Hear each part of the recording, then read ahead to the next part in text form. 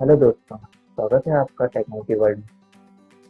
आज की इस वीडियो में हम सीखेंगे कि डिस्क पार्टीशन क्या होता है और इसे कैसे करते हैं। मैं हूं अमित और चलिए स्टार्ट करते हैं आज की वीडियो को। आइए सबसे पहले जान लेते हैं कि डिस्क पार्टीशन क्या होता है। आपके कंप्यूटर या लैपटॉप में एक हार्ड डिस्क होता है जिसका काम होता है डेटा को स्टोर करना।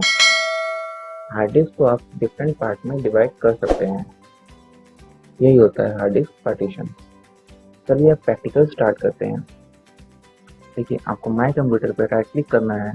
जैसे आप राइट क्लिक करोगे तो आपको मैनेज का ऑप्शन दिखेगा।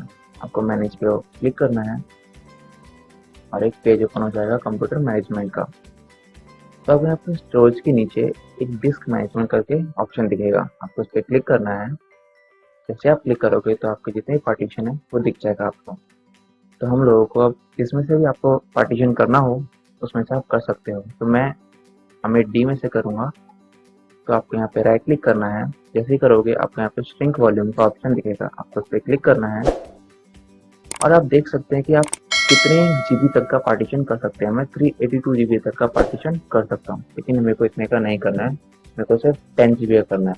तो मैं 10,000 लिखूंगा यहाँ पे और आप देखो यहाँ पे अब मैं श्रिंक पे क्लिक करूंगा। जैसे श्रिंक पे क्लिक करूंगा तो आपको यहाँ पे एक ब्लैक कलर में एक नई वॉल्यूम दिखेगा जो कि अनएलोकेटेड है। तो इस पे आपको राइट क्लिक करना है।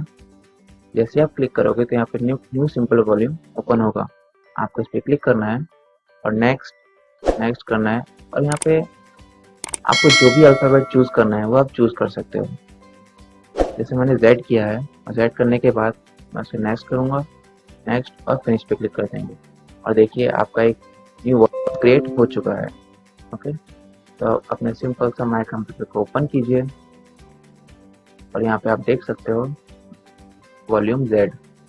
ओके, थैंक यू दोस्तों। तो मिलते हैं आज की अगली वीडियो में।